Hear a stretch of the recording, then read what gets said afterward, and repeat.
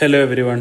+2 full A+ കിട്ടിയ ഒരു കുട്ടി എന്തുകൊണ്ട് ഇനി ഹയർ സ്റ്റഡീസിന് വളരെ സ്പെസിഫിക് ആയിട്ട് സയൻസ് സബ്ജക്റ്റുകൾ അല്ലെങ്കിൽ മാത്ത് റിലേറ്റഡ് ആയിട്ടുള്ള ഒരു കോഴ്സുകൾ ഒഴിവാക്കണം എന്നുള്ളൊരു കാര്യത്തിന്റെ എക്സ്പ്ലനേഷൻ ആണ് ഈ വീഡിയോയിൽ ഉദ്ദേശിക്കുന്നത്. അതിനകത്തെ ഒന്നാമത്തെ റീസൺ എന്ന് പറഞ്ഞു കഴിഞ്ഞാൽ ജന്മനാ ഉള്ള ആപ്റ്റിറ്റ്യൂഡ് അളക്കുന്ന പരീക്ഷയാണ് ജനറൽ ആപ്റ്റിറ്റ്യൂഡ്.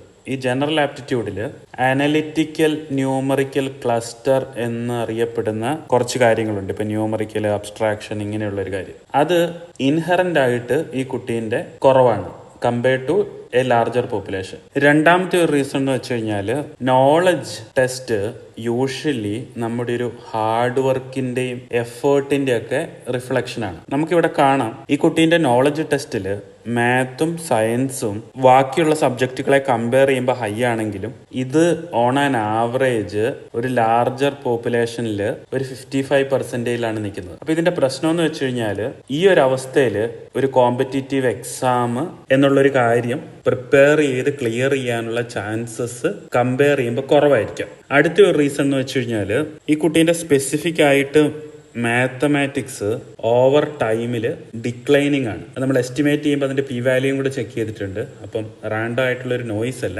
കൺസിസ്റ്റന്റ് ആയിട്ട് ഒരു ട്രെൻഡ് ഉണ്ട്. അപ്പൊ അതിന്റെ അർത്ഥം ഓരോ ക്ലാസ്സിലും ഡിക്ലൈൻ ചെയ്യുകയാണെങ്കിൽ ഇനി ഹയർ സ്റ്റഡീസ് വളരെ ഇന്റൻസീവ് ആയിട്ട് മാത്ത് റിലേറ്റഡ് വരുമ്പോൾ ഡിക്ലൈൻ ചെയ്യാനുള്ള ചാൻസസ് ഇല്ലേ എന്നുള്ളൊരു കാര്യം ചോദിച്ചാൽ ഉണ്ട് എന്ന് തന്നെയാണ് അതിനുള്ള ഉത്തരം. അപ്പൊ എന്തായിരിക്കാം എഫക്റ്റീവ്ലി ഈ കുട്ടീന്റെ കാര്യത്തിൽ സംഭവിച്ചിരിക്കുന്നതെന്ന് ചോദിച്ചു കഴിഞ്ഞാൽ അത്യാവശ്യം നന്നായിട്ട് എഫേർട്ടും ഹാർഡ് വർക്കും എടുക്കുന്ന സ്റ്റുഡന്റ് ആയിരിക്കാം. കാരണം അതിന്റെ ഏറ്റവും വലിയ ഡിനോഷനാണ് നമുക്ക് കിട്ടുന്ന മാർക്സ്. പക്ഷെ ഇതിന്റെ പ്രശ്നം എന്ന് വെച്ച് കഴിഞ്ഞാൽ നിങ്ങൾക്ക് ഒത്തിരി സ്റ്റഡീസും ഡാറ്റയും പറയുന്ന ഒരു കാര്യം എന്ന് വെച്ച് കഴിഞ്ഞാൽ നിങ്ങൾ നിങ്ങളുടെ ചെറിയ ക്ലാസ്സിൽ, ഉദാഹരണത്തിന് നിങ്ങളുടെ ഒരു +2 വരെ അല്ലെങ്കിൽ 10ാം ക്ലാസ് വരെ നിങ്ങൾ മാത്തമാറ്റിക്സിന് എഫേർട്ട് ഇട്ട് എന്ന് വിചാരിക്കുക. അതിന് നിങ്ങൾക്ക് ചിലപ്പം ഈക്വലോ അതിനേക്കാളും കുറച്ചുകൂടെ ബെറ്ററോ ആയിട്ടുള്ള ഔട്ട്പുട്ട് കിട്ടാം. പക്ഷേ നിങ്ങളൊരു ഹയർ ഗ്രേഡിൽ ചെന്നിട്ട് ഈ എഫേർട്ട് ഇട്ട് കഴിഞ്ഞാൽ ഈ ഈക്വൽ റിട്ടേൺ കിട്ടണമെന്ന് ഒരു നിർബന്ധമില്ല. യൂഷ്വലി ഡാറ്റ പറയുന്നത് നമ്മുടെ ജന്മനാ ഉള്ള എബിലിറ്റി, ആപ്റ്റിറ്റ്യൂഡ് കുറവാണെങ്കിൽ പിന്നെ എഫേർട്ട് ഇട്ടാലും ഒരു സീലിംഗിൽ എത്തും എന്നൊരു കാര്യം. ഈ കുട്ടീന്റെ കാര്യത്തിൽ ശരിക്കും സംഭവിച്ചിരിക്കുന്നത് ഒരു +2 ഒക്കെ എത്തുമ്പോഴത്തേക്ക് എഫേർട്ടിന്റെ പീക്ക് എത്തി ആപ്റ്റിറ്റ്യൂഡിന്റെ ഒരു സീലിംഗിലും എത്തി എന്നൊരു കാര്യമുണ്ട്. അപ്പൊ ഇതെന്തായിരിക്കും ഇനി ലേറ്റർ സ്റ്റേജിൽ സംഭവിക്കുക എന്ന് വെച്ച് കഴിഞ്ഞാൽ വളരെ മാത്ത് റിലേറ്റഡ് ആയിട്ടുള്ള ഒരു കോഴ്സ് എടുക്കുകയാണെങ്കിൽ അല്ലെങ്കിൽ എക്സ്ട്രീംലി പ്യുവർ സയൻസ് ഓപ്ഷൻ എടുക്കുകയാണെങ്കിൽ ഈ കുട്ടി തന്നെ റിഫ്ലക്ട് ചെയ്യും, എഫേർട്ട് എടുക്കുന്നുണ്ട് പക്ഷെ അതിനനുസരിച്ചുള്ള റിട്ടേണോ ഔട്ട്പുട്ടോ കിട്ടുന്നില്ല എന്നുള്ളൊരു കാര്യം. ഈ രണ്ടാമത്തെ ഒരു റീസൺ മനസ്സിലാക്കേണ്ടതെന്ന് വെച്ച് കഴിഞ്ഞാൽ പരീക്ഷയ്ക്ക് നമുക്ക് മാർക്ക് കിട്ടുന്നത് പല ക്രൈറ്റീരിയ കൊണ്ടാണ്. അതിൽ ഒരു കാര്യം എന്ന് വെച്ച് കഴിഞ്ഞാൽ മാർക്ക് കിട്ടുക എന്നുള്ള ഒരു സ്കിൽ സെറ്റ് ആണ്. അല്ലാണ്ട് മാർക്ക് കിട്ടുന്നു എന്ന് പറയുന്നത് നമുക്ക് വളരെ ഇൻഡെപ്ത് ആയിട്ട് ആ സബ്ജക്റ്റിലുള്ള നോളജ് ആണ് ഒരിക്കലും തെറ്റിദ്ധരിക്കുന്നത്. അപ്പൊ ഈ ബ്രീഫ് ആയിട്ടുള്ള വീഡിയോയിൽ നിന്നുള്ള ഏറ്റവും വലിയൊരു മെസ്സേജ് എന്ന് പറഞ്ഞു കഴിഞ്ഞാൽ ഇപ്പം നമ്മുടെ 10ലോ